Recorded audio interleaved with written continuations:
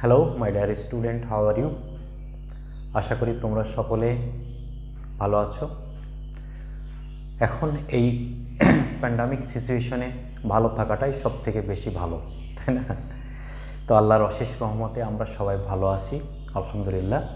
আজকে আমরা এখন যেটা করতে যাচ্ছি সেটা হলো এর আগের লেকচার অর্থাৎ লেকচার 7-এ আমরা 2D মোশনের একটা এক্সাম্পল অর্থাৎ প্রজেক্টাইল মোশন সম্পর্কে আলোচনা করেছি এবং সেই প্রজেক্টাইল মোশনের ক্ষেত্রে তার গতিপথ কেমন হয়, তার সমীকরণগুলো কিভাবে কাজ করে সেগুলো নিয়ে আমরা বিস্তারিত আলোচনা করেছি।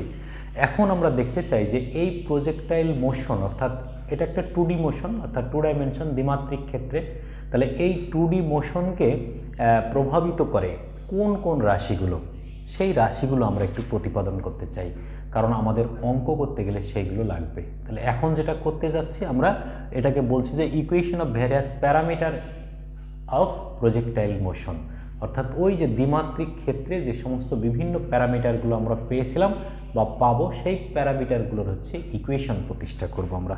তো দেখো, একটা প্রজেক্টাইল মোশনকে যদি আমরা এইভাবে দেখি যে তাহলে এই বিন্দুতে এর বেগ হলো v0, বাট এই বিন্দুতে বেগ স্পর্শক বরাবর এটাই কিন্তু v। তাহলে এই বিন্দুতে বেগের উপাংশ দিয়ে এই দিকে হলো আমাদের vx, এই দিকে হলো আমাদের vy। তাহলে প্রত্যেকটা বিন্দুতে এদিকে হলো কত v, এদিকে হলো vx। এখানে লম্ব আঁকি, তাহলে এইটা হবে আমাদের vy, এটা vx। তাহলে ঠিক এই মধ্যবিন্দু যেটা, মধ্যবিন্দুতে উপরের দিকে থাকবে হলো vy আর এই দিকে থাকবে হলো আমাদের vx। কিন্তু আমরা জানি যে vy ডিক্রিজেস উইথ টাইম, কারণ vy is equal two vy not minus GT. সময়ের সাথে এই সময়ের মান যত বাড়ছে vy এর মান তত কমছে, ডিক্রিজ করছে কতক্ষণ পর্যন্ত? এইটা হলো এর ম্যাক্সিমাম হাইট, যেটাকে আমরা বড় হাতের এইচ বলছি। এই ম্যাক্সিমাম হাইট অর্থাৎ পি বিন্দুতে যেয়ে আমাদের এই ভিওয়াই এর মান শূন্য হয়ে যাচ্ছে। VY zero at maximum height,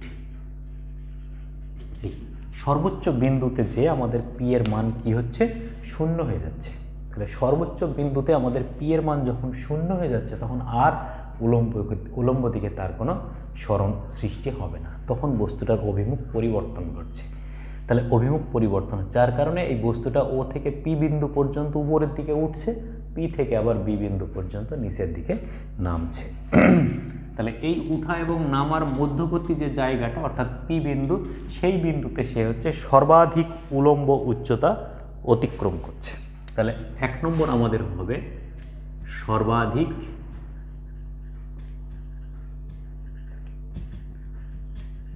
উলম্ব উচ্চতা, ম্যাক্সিমাম হাইট।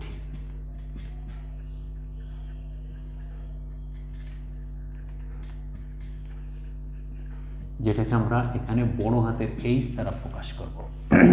তাহলে ম্যাক্সিমাম হাইটে যে কি হবে? আমাদের ভিওয়াই এর মান 0 হবে। ম্যাক্সিমাম হাইটে যে কি হবে? আমাদের ভিওয়াই এর মান 0 হবে। তাহলে ভিওয়াই 0 হতে যে দূরত্বটা অতিক্রম করে সেটাই হলো আমাদের ম্যাক্সিমাম হাইট। তাহলে আমরা জানি V square is equal to V not square minus 2gh। তাহলে এখানে এই ভি সমান ভিওয়াই, এই ভিওয়াই এর মান হলো 0।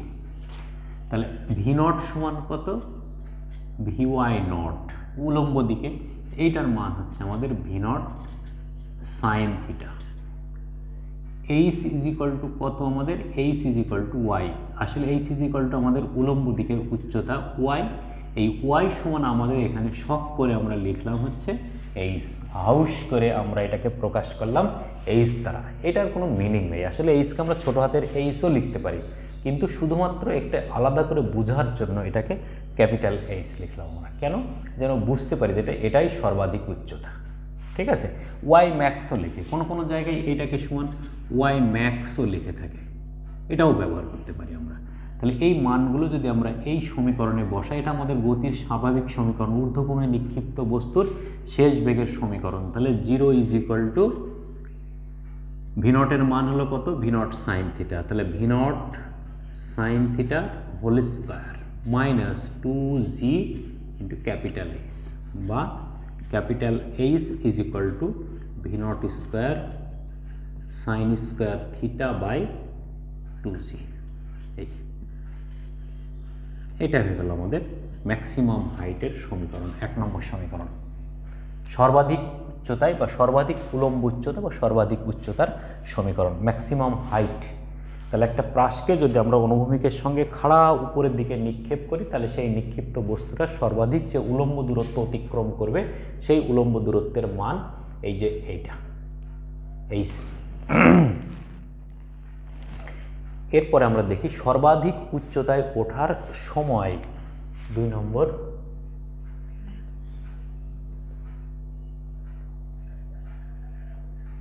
সর্বাধিক উচ্চতায় ওঠার সময়, এটাকে টিএম দ্বারা প্রকাশ করব আমরা, টিএম। তাহলে এটা কি আসলে, এটা তো সেই পি বিন্দুতে পৌঁছাতে যে সময় লাগছে সেই সময়টা। তাহলে V y is equal to v Y naught minus g t. তাহলে এই সমীকরণ থেকে আমরা পেতে পারি এটাকে। তাহলে এই সমীকরণে কখন পাবো এটা আমরা টিএম এর মান? এই টিএম এর মান তখনই পাবো যখন হচ্ছে আমাদের ভিওয়াই এর মান 0 হবে। তাহলে ভিওয়াই 0 হলে, তাহলে ভিওয়াই 0 এখানে, এটা স্পেশাল ক্ষেত্রে ভিওয়াই সমান 0, ভিওয়াই নট সমান আমাদের যথারীতি ভি নট সাইন থিটা, এবং টি সমান আমরা এখানে ধরেছি টিএম। তাহলে কি হবে, 0 ইজ ইকুয়াল টু, অতএব 0 is equal to V naught sine theta minus G TM, বা TM is equal to V naught sine theta by G. এটাই হলো আমাদের সর্বাধিক উচ্চতায় ওঠার সময়। এটাকে 2 নম্বর সমীকরণ বলছি আমরা। কিন্তু একটা মজার বিষয় হচ্ছে যেটা, যদি আমরা দেখি পরবর্তী অংশটুকু, তাহলে সর্বাধিক উচ্চতায় উঠতে যে সময় লাগে পি বিন্দু থেকে বি বিন্দুতে নামতেও ঠিক একই সময় লাগে। তাহলে সর্বাধিক উচ্চতায় ওঠার সময় এবং সর্বাধিক উচ্চতা থেকে নিচে নামার সময় হচ্ছে একই, ঠিক আছে? তাহলে এটাকে আমরা কি বলবো, এটাকে উত্থানকাল বলতে পারি আমরা। সর্বাধিক উচ্চতায় ওঠার জন্য যে সময় সেটা হচ্ছে আমাদের উত্থানকাল। তাহলে একইভাবে পতনকাল সমান কী হবে, পতনকাল সমান V naught sine theta by G, এটাই হবে। পতনকালও আমাদের এটাই হবে। উত্থানকাল যা হবে, একটা প্রাসের উত্থানকাল যা হবে ঠিক পতনকাল সেইটাই হবে, V naught sine theta by G. এরপরে চলো দেখি আমরা বিচরণকাল কাকে বলে। তাহলে 2 নম্বর গেল, এবার 3 নম্বর।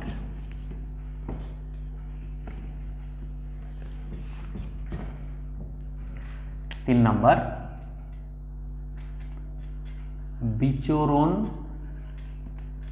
কাল, ভ্রমণ কাল, শূন্য অবস্থান কাল, এগুলো বলা হয়। এটাকে ইংরেজিতে বলা হয় time of flight, time of flight. এটাকে ক্যাপিটাল টি দ্বারা প্রকাশ করব আমরা। তাহলে ক্যাপিটাল টি দ্বারা প্রকাশ করব আমরা টাইম অফ ফ্লাইটকে। টাইম অফ ফ্লাইটটা কি, যে শূন্য থেকে এই ভূমি থেকে কোনো প্রাসকে যদি আমরা নিক্ষেপ করি, সেই নিক্ষিপ্ত প্রাসটা যদি আবার ভূমিতে পতিত হয়, তাহলে ও থেকে পি বিন্দু হয়ে বি বিন্দুতে পৌঁছতে যে সময়, সেই সময়টাকে বলা হয় হচ্ছে, সেই সময়টাকে বলা হবে টাইম অফ ফ্লাইট। সেই সময়টাকে বলা হবে টাইম অফ ফ্লাইট। তাহলে এখানে যদি আমরা উলম্ব সরণের সমীকরণটা লিখি, যে y is equal to v Y naught t minus half g square. তাহলে এখানে ও বিন্দু থেকে যাত্রা করে আবার বি বিন্দুতে পতিত হলে ওয়াই ইজ ইকুয়াল টু 0। ও বিন্দু থেকে যাত্রা করে পি বিন্দু হয়ে যদি আবার বি বিন্দুতে পতিত হয় তাহলে আমাদের হচ্ছে ওয়াইয়ের মান কত হবে? ওয়াইয়ের মান 0 হবে। তাহলে ওয়াইয়ের মান 0, আর ভি ওয়াই নট তো আমরা জানি V Y naught is equal to V naught sine theta, আর টিকে আমরা এখন এই হাউস করে লিখবো হচ্ছে ক্যাপিটাল টি, শখ করে। এটা আসলে এটার কোনো অর্থ নেই, শুধুমাত্র বোঝার সুবিধার জন্য। তাহলে সেই ক্ষেত্রে আমাদের সমীকরণটা কত দাঁড়াবে? অতএব 0 is equal to V naught sine theta into capital T minus half G capital T square. তাহলে টি দিয়ে ভাগ করে দিলাম উভয় পক্ষকে, এটা এইদিকে নিয়ে আসলাম আমরা। তাহলে half GT is equal to V naught sine theta, বা T is equal to 2 V naught sine theta by G. এইটা হলো আমাদের 3 নম্বর সমীকরণ। যদি বলি আমরা এই 3 নম্বর সমীকরণটা হচ্ছে আমাদের টাইম অফ ফ্লাইট, অর্থাৎ শূন্যে অবস্থানকালের রাশিমালা। ও বিন্দু থেকে যাত্রা করে পি বিন্দু হয়ে আবার বি বিন্দুতে পৌঁছাতে যে সময়, সেই সময়টা হচ্ছে টাইম অফ ফ্লাইট। তাহলে এই টাইম অফ ফ্লাইট হচ্ছে কি? উত্থানকাল এবং পতনকালের সমষ্টি। উত্থানকাল হচ্ছে আমাদের কত? V naught sine theta by G. পতনকালও আমরা দেখেছি যে V naught sine theta by G. তাহলে V naught sine theta by G plus V naught sine theta by G সমান হচ্ছে 2 V naught sine theta by G. খুব মজার একটা বিষয়, তাই না? যতক্ষণ ধরে উপরে উঠবে ততক্ষণ ধরেই নিচে নামতে থাকবে।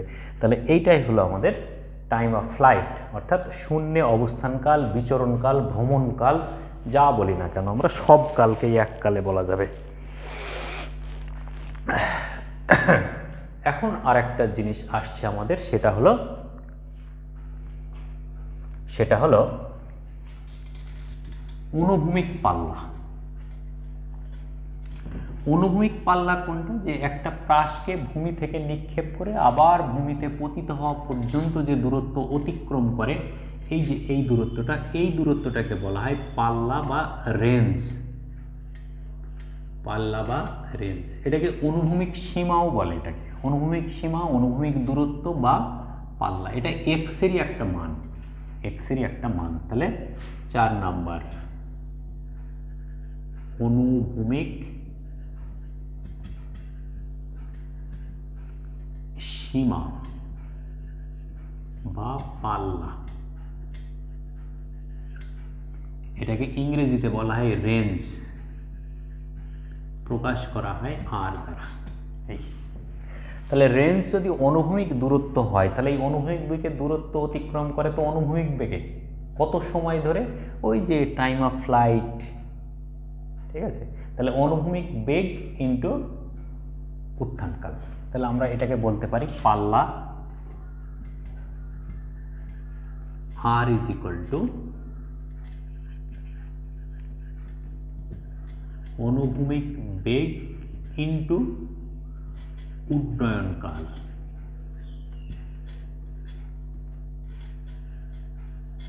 তাহলে অনুভূমিক বেগ কত? V naught cos theta into উড্ডয়নকাল কত? Capital T. এই ক্যাপিটাল টি এর মান হচ্ছে কত? 2 V naught sine theta by G.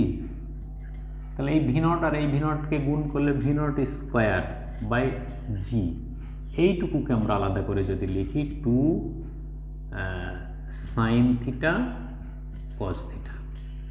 তাহলে 2 সাইন থিটা কস থিটা সমান আমরা যেটা জানি সেটা হচ্ছে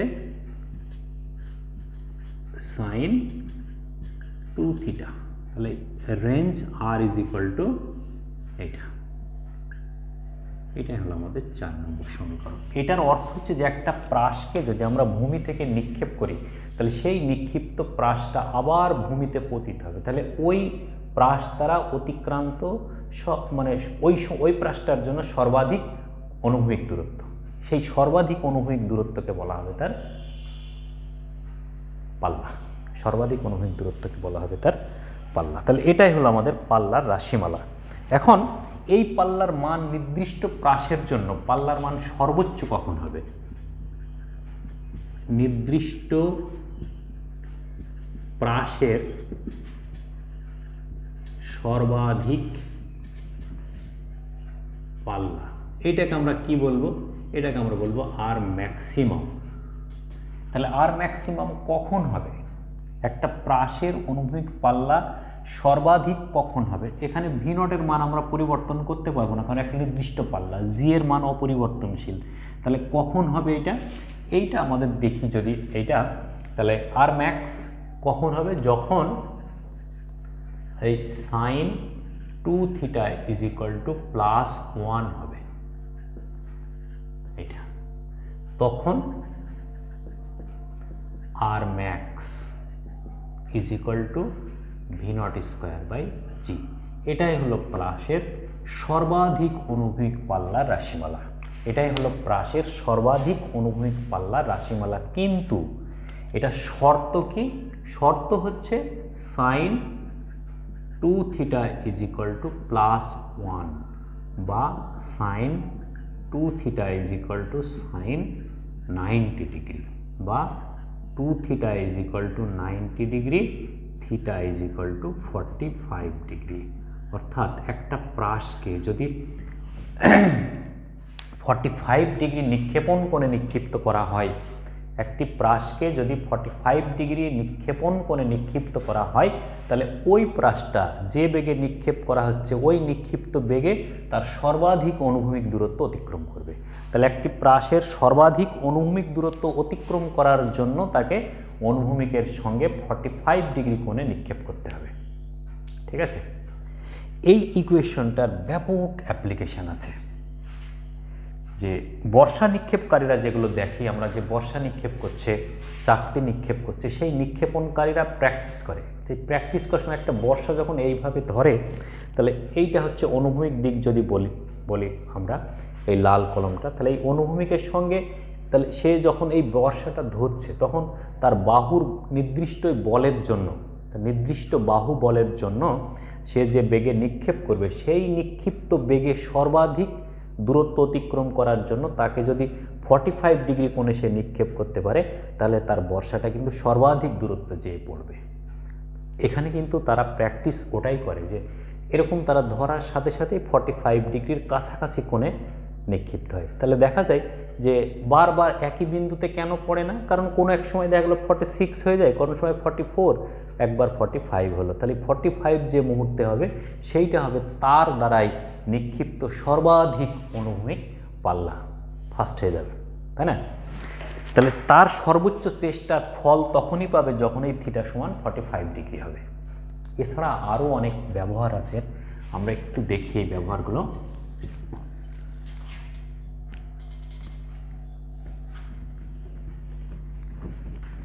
বর্তমান বিশ্বে দেখা যায় যে শত্রুপক্ষকে ঘায়েল করার জন্য দুই ধরনের আক্রমণ করে, একটা হচ্ছে আকাশপথে আর একটা হচ্ছে ভূমি থেকে।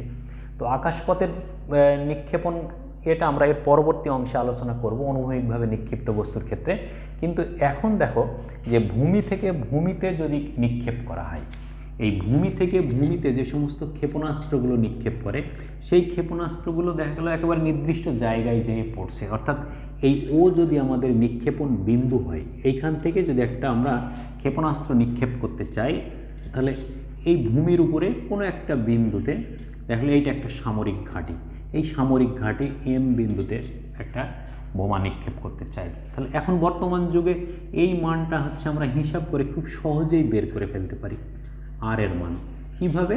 যে গুগলের কার্সার ধরে আমরা যদি নিক্ষেপণ বিন্দু থেকে ডেস্টিনেশন পয়েন্টে যেই এই কার্সার টেনে ছেড়ে দিই, তাহলে দেখা যাবে যে ওই দূরত্বটা আমাদের বলে দিচ্ছে। তাহলে এই আর এর মান আমরা খুব সহজেই নির্ণয় করতে পারি। এখন এইখান থেকে যে বস্তুর দ্বারা বা যে যন্ত্রের দ্বারা এটাকে নিক্ষেপ করা হচ্ছে, সেই নিক্ষিপ্ত বস্তুর বেগ কিন্তু তার গায়ে লেখা থাকে। ম্যানুফ্যাকচারিং যে কোম্পানি সেই বলে দিছে যে এটার দ্বারাই সর্বোচ্চ এত বেগে নিক্ষেপ করা সম্ভব। আমাদের সমীকরণটা হচ্ছে R is equal to V not square by G sine 2 theta. তাহলে আর এর মান পেয়ে যাচ্ছে আমরা, ভি নটের মান হচ্ছে কোম্পানি থেকেই পাওয়া যাচ্ছে, জি এর মান হলো ওই স্থানের অভিকর্ষ ত্বরণ। তাহলে sine two theta is equal to r G by V naught square. তাহলে এই মানটা আমরা হিসাব করে পেয়ে যাচ্ছি। তাহলে এই মানটা যদি আমরা হিসাব করে পাই তাহলে থিটা এর মান পেয়ে যাবো আমরা। টু থিটা সমান তাহলে কত হবে, sine inverse R G by V naught square, বা theta is equal to 1/2 sine inverse R G by V naught square. তাহলে এই সমীকরণ থেকে আমরা থিটা এর মান হিসাব করতে পারি। এখন যে বস্তু দ্বারা নিক্ষেপ করা হচ্ছে সেই নিক্ষিপ্ত বস্তুর একটা অনুভূমিক এই যে ডেলিভারি পাইপ যেখান দিয়ে ওই ক্ষেপণাস্ত্রটা নিক্ষেপ হবে সেইটা এইভাবে থাকে। এখন এইটাকে আস্তে আস্তে যদি আমরা উপরের দিকে উঠাই তাহলে দেখা যাবে যে সে অনুভূমিকের সঙ্গে কত কোণে উপরের দিকে উঠলো তার উপরে একটা স্কেল থাকে, সেই স্কেলটাই বলে দেয় যে অনুভূমিক থেকে সে কতটুকু খাড়া হয়েছে, তার মানে এই থিটা কোণের মান বলে দেবে। তাহলে আমরা এই থিটা কোণের মান হিসাব করে যে মানটা পেয়েছি, যত ডিগ্রি পেয়েছি এই ডিগ্রিটা, তাহলে এই কোণটার পরিমাণ যদি আমরা এইখান দিয়ে উঠাই তাহলে এই থিটা কোণের মান আমরা এখানে সেট করলে দেখা যাবে যে এই ভি নট আর এর মান আমাদের আগে থেকেই হিসাব করা আছে, তাহলে দেখা যাবে ঠিক এই বিন্দুতে এসে পতিত হচ্ছে। এবং দেখা গেছে যে ভূমি থেকে ভূমিতে নিক্ষিপ্ত বোমাগুলোর ক্ষেত্রে টার্গেট মিস খুব কম হয়। সাধারণত 90% 95% টার্গেট ফুলফিল করে, 5% হয়তো টার্গেট মিস করতে পারে। কারণ এই ক্যালকুলেশনগুলো, এস্টিমেশন, এইসব বিভিন্ন কারণে কিছু ত্রুটি থেকে যায়। সেই ত্রুটিগুলোকে ওভারকাম করতে পারলে 100% সাকসেস পাওয়া সম্ভব। কিন্তু আসলে 100% হলে তো পারফেক্ট হয়ে গেল, তাই না? এটা সম্ভব হয় না। তা ভূমি থেকে ভূমিতে কোনো বস্তু নিক্ষেপ করার জন্য এটা খুব গুরুত্বপূর্ণ। বর্ষা নিক্ষেপকারীরা, চাকতি নিক্ষেপকারীরা এই সমীকরণগুলো ব্যবহার করে থাকে।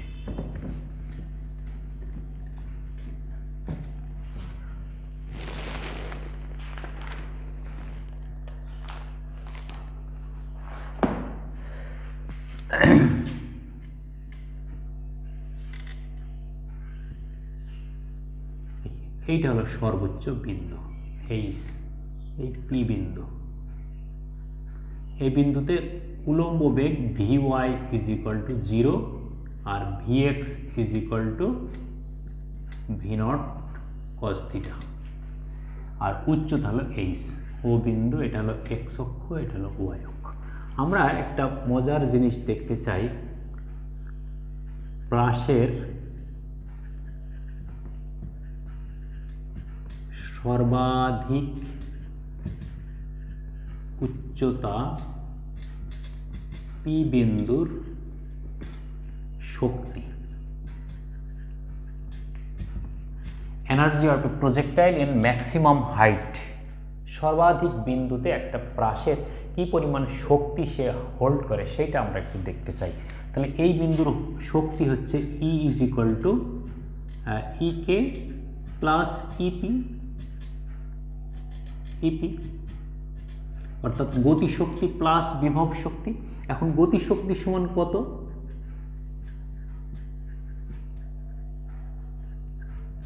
গতিশক্তি ই কে সমান তাহলে কত? এটা হওয়ার কথা half M V square plus half M V Y square, V X square plus V Y square. তাহলে half M V X square plus half M V Y square. তাহলে ভি ওয়াই স্কোয়ারের মান 0, তাহলে এটা 0। তাহলে ভি এক্স সমান কত? Half M V naught cos থিটার হোল স্কোয়ার। তাহলে এটা সমান হচ্ছে half M V naught square cos square theta. এটা হলো আমাদের গতিশক্তি। বিভব শক্তি কত? EP is equal to M G H. তাহলে M G H is equal to কত? এম জি এইচ এর মান হচ্ছে, এইচ এর মান হলো আমাদের কত? V not square sine square theta by 2g, V not square sine square theta by 2g। তাহলে এই জি কেটে গেল, তাহলে কত থাকছে আমাদের? E P is equal to half M V naught square sine square theta. তাহলে ইকে হলো আমাদের গতিশক্তি, ইপি হলো আমাদের বিভব শক্তি। তাহলে মোট শক্তি কত? 1 নম্বর সমীকরণে ই ইজ ইকুয়াল টু, ইকের মান কত? Half M V naught square cos square theta plus half M V naught square sine square theta. তাহলে হাফ এম যদি আমরা কমন নেই, half M V naught square cos square theta plus sine square theta সমান half M V naught square is equal to এই। তাহলে দেখা যাচ্ছে যে আমাদের একটা প্রাসের সর্বোচ্চ বিন্দুতে তার মোট শক্তির পরিমাণ হচ্ছে half M V naught square. তাহলে এম ভরের একটা প্রাসকে যদি ভি নট বেগে আমরা নিক্ষেপ করি, এইটা নিক্ষিপ্ত বেগ হলো আমাদের ভি নট এবং ওই প্রাসটার ভর হলো আমাদের এম, আর নিক্ষেপ করেছি আমরা থিটা কোণে। তাহলে থিটা কোণে যদি আমরা নিক্ষেপ করি তাহলে তার সর্বোচ্চ বিন্দুতে মোট শক্তির পরিমাণ হচ্ছে half M V naught square. মোট শক্তির পরিমাণ হচ্ছে half M V naught square. ওকে,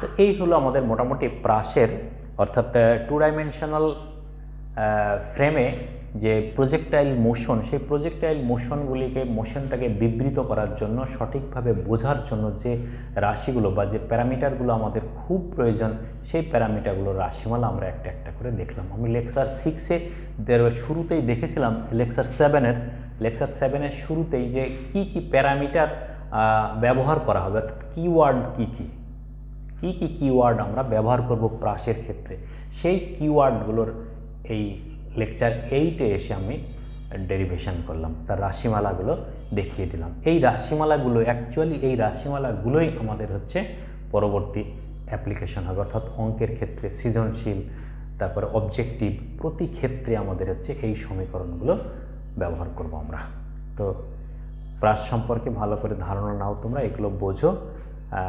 এর পরবর্তী লেকচারে আমি নিশ্চয়ই এর গাণিতিক সমস্যাগুলো সমাধান করে দেওয়ার বা তাদের কিছু উদাহরণ দেওয়ার বা নমুনা উদাহরণ সলভ করার কৌশল আমি তোমাদের সামনে আলোচনা করব। ততক্ষণ পর্যন্ত তোমরা ভালো থাকো, সুস্থ থাকো, এই কামনায়। আল্লাহ হাফেজ।